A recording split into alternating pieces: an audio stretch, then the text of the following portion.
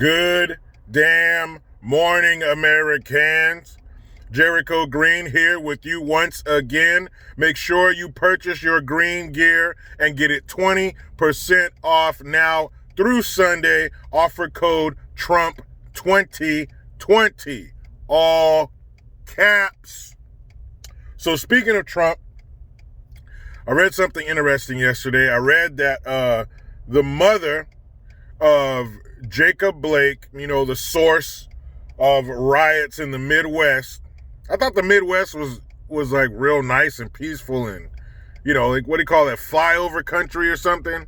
Thought it was nice and peaceful there, but seems to be the center of all this bullshit. But I read something that said that Jacob Blake's mother apologized to the president.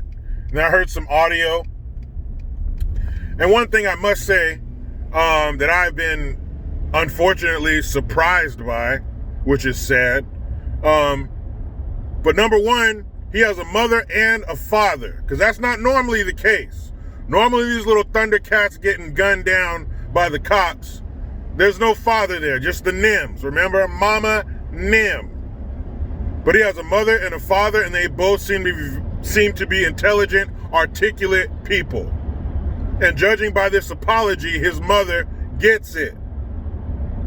So she apologized to the president for him being blamed for this, and she said that she respects him as the president of the United States. So wait a minute. Oh, like Nate Dogg would say, hold up. Wait a minute. Now, the mainstream mediocres and other idiots are telling us that Trump is responsible for these riots. He's responsible for the unrest in the Midwest, right? Sounds like a segment on an evening news on the evening news. And now, time for the unrest in the Midwest. But she apologized to him that he's being blamed for this. She respects him as the president. But the mainstream mediocres are telling us he's a racist and he's responsible. But the mother of a gunshot victim doesn't seem to think so. So who am I going to believe? The mother of the victim, the one person who should be mad at the president, so to speak, who should believe in the racist white cops and systemic racism because her black son was shot by white cops. But she's not having it. She's calling for peace. She's calling for people not to riot and fuck shit up in her son's name. And she respects the president. Wow. So I think I will go with the mother of Jacob Blake over the bullshit mainstream mediocres telling us that we live in the South 1920. Remember that bullshit, that clip the other day where it said at the bottom of the screen on CNN, fiery but mostly peaceful protests. Can't have it that way. How does the saying go? You can't have your cake and fuck it too. So that can't be. It can't be peaceful and fiery. Sorry. But that really surprised me that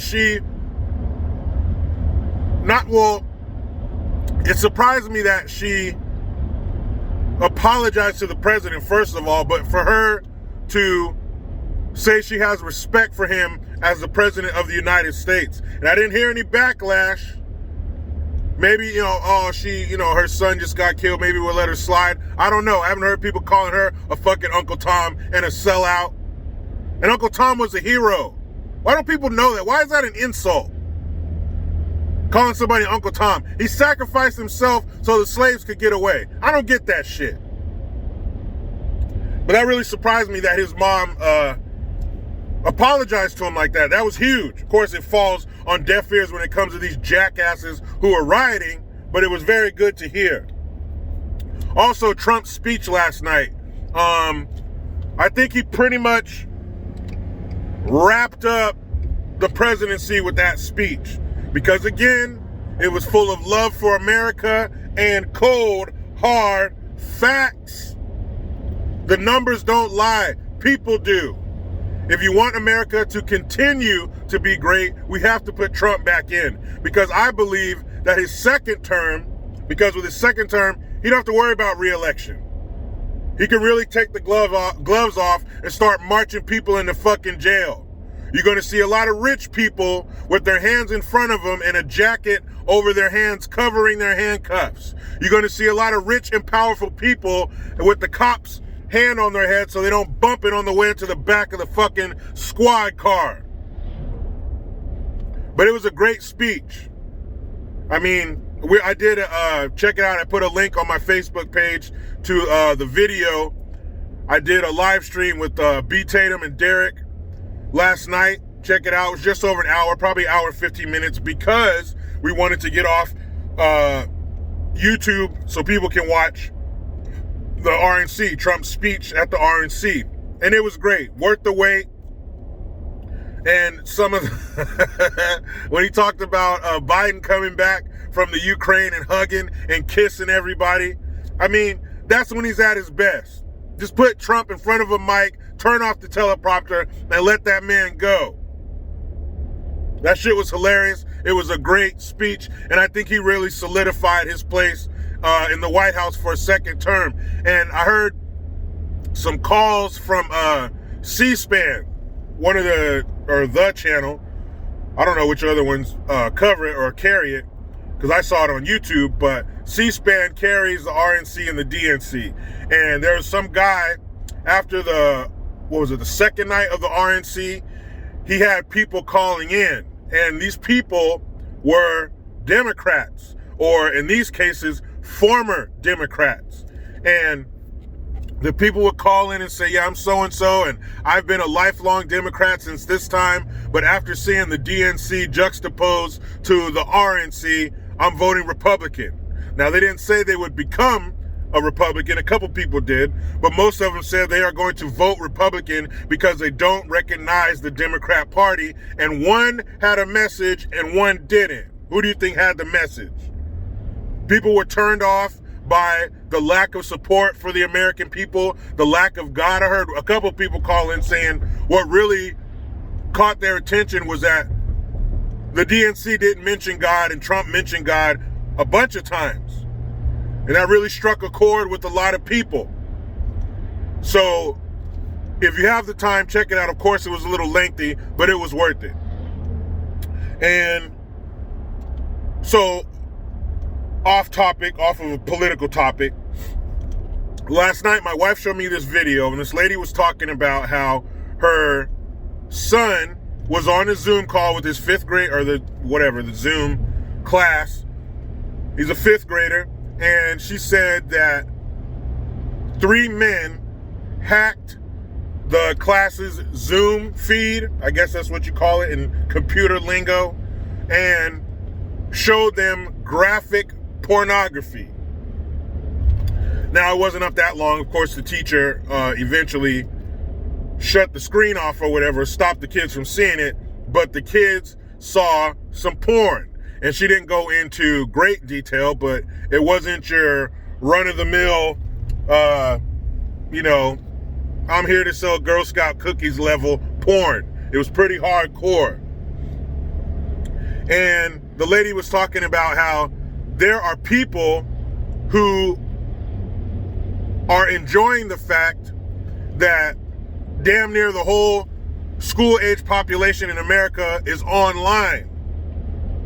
Now, I don't believe that nowadays there seem to be like more perverts out there. You know, people like, oh, when I was young, I didn't hear about it. I think there's always been the same amount of perverts. There's always been perverts. There's always been deviants preying on the weak. But I think just now we're more connected, so we all hear about it. So if an incident takes place across the country because of social media, we all hear about it. So it seems like there's more going on.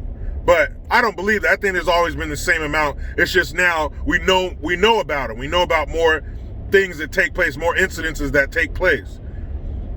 This is another downside to our kids not being in school.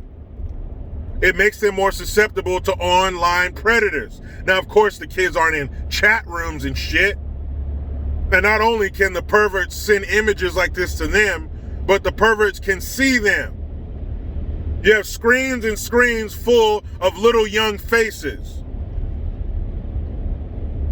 This is yet another reason why our kids need to be in a fucking real life classroom, not this through the screen bullshit. I had a friend of mine tell me about her brother who is a teacher, and because of the blackouts due to the fires in California, because Bill Clinton wouldn't let him clear the underbrush back in 1994, long story, then you have that bumbling, greasy-haired, raspy-voiced piece of shit, Gavin Bang Your Wife Newsom. And I was talking to said friend, we were going back and forth in text messages, and I told her, I said, the reason his voice is so scratchy, because you know this is Nancy Pelosi's nephew, so he shares blood with the liver-spotted demon. I said the reason his voice is so raspy is because the heat in hell has scorched his vocal cords. That's why he sounds like this now. Piece of shit. So anyway, her brother's a teacher, and because of the rolling blackouts due to the fires, his internet wasn't working. So he has 3 kids, all school age, all in different classrooms. So he has to scoop his kids up, go down to his actual classroom, get his kids set up on their 3 different computers, and then have his shit together in time to start his class. This man is a teacher. He's been teaching for 10, 15 years, at least 10 years. He's a seasoned vet, a professional, and he's still having problems with this shit. This online schooling is a fucking joke, and it needs to stop. Not only is it bad for the kids not getting socialization, now we got to worry about all these perverts preying on our children because way more of them are online for a much longer period of time. That shit is disgusting. I hope they find the guys who did it, skin and boil them alive. Now who knows? Maybe it's a bunch of dumbass teenagers who thought that shit was funny. But there are real perverts out there who are taking real enjoyment from our kids being in front of computer screens all fucking day. And you're always telling screen time. You gotta watch your screen time. Don't give your kids too much screen time. Well, now they're about to get 6 to 8 hours of it every single day. That can't go on. This is yet another layer of this fucked up cake called online schooling. Get these kids back in the classroom. Sign waivers if necessary. Kids need to be in school. Now, I hate to do this, but you can thank the mainstream mediocres, but I'm going to end this video on a sad note. So have you ever heard of Laura Anderson and Nick Wall? No? Well, you know who Jacob Blake is, and George Floyd, and Breonna Taylor, and who else? Tamir Rice, and Freddie Gray. What was the dumbass's name? Hands Up, Don't Shoot. So you know all their names. They've been ingrained in your fucking memory for at least 2-3 years, right? You've been beat over the head with these names. You know the names. You damn near memorized the case file. But who is Laura Anderson and Nick Wall? Never heard of them. Well, I'll tell you. I'll put a link in the description box to the video. I saw this yesterday, and then a buddy of mine sent me a text message about it this morning. But Laura Anderson and Nick Wall are 2 people.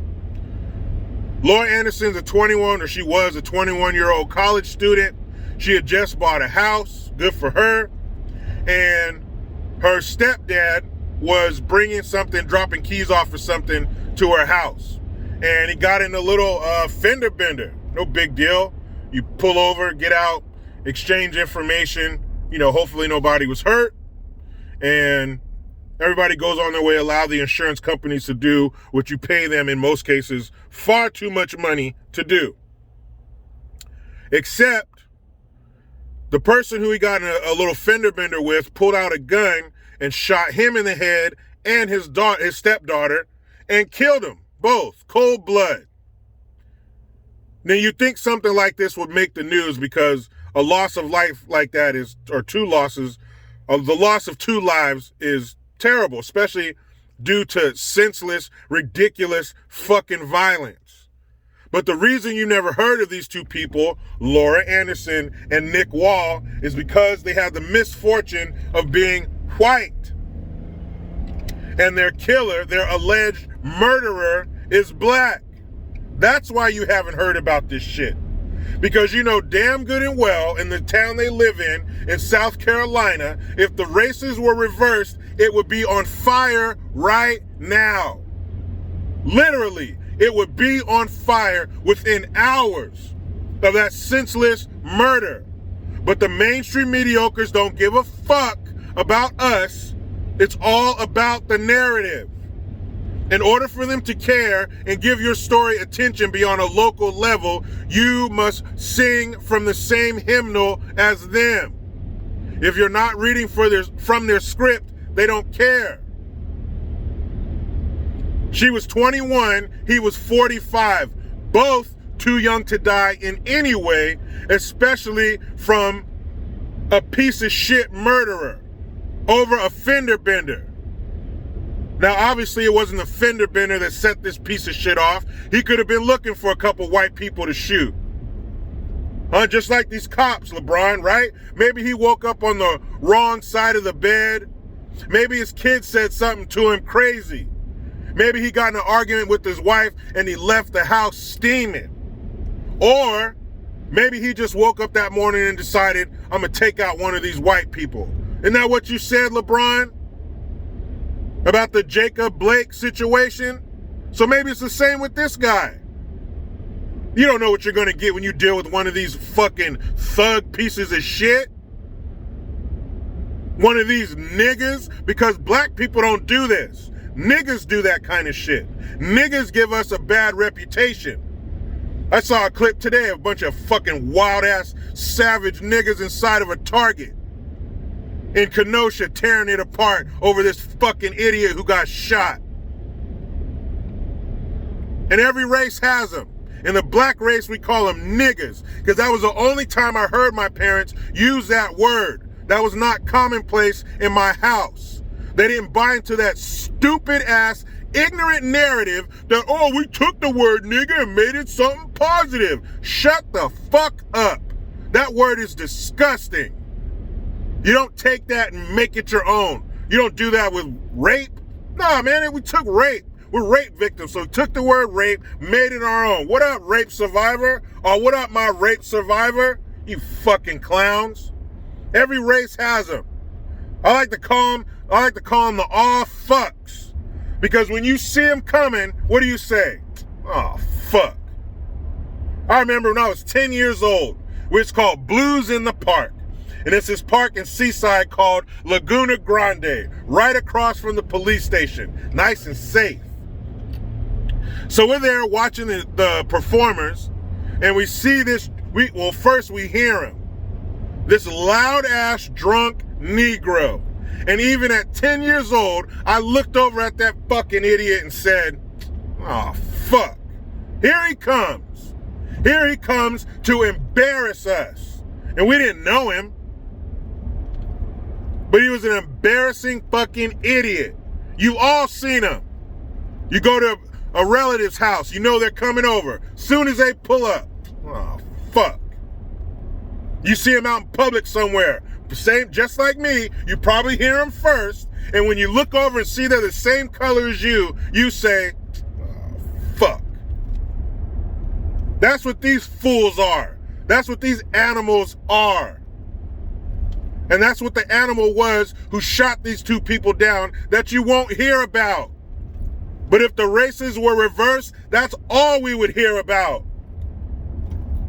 The city would be on fire, and the mayor and governor would come out and back the people burning their own city down, talking about, we need to stop systemic racism and police. Shut the fuck up.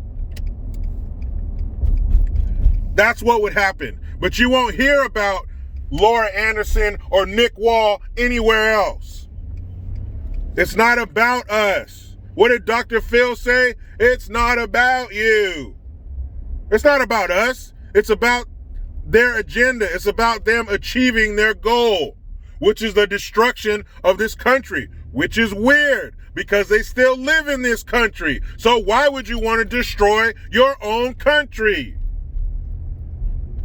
R.I.P. to Laura and Nick. My heart goes out to their family, especially her mother and her biological father. I don't know if she had any siblings, her friends. To have their lives snuffed out on some bullshit. Sad, man. Sad. But let me hop in this damn rat race. But you know how it goes. I try to be done with the left, but they just won't let me. Please subscribe. Hit that notification bell because every time it rings, a piece of shit liberal cries. Get your Jericho Green notification tone link in the description box. Utilize the PayPal link and the Teespring link to get your green gear. I am Jericho Green. Man, I'm out.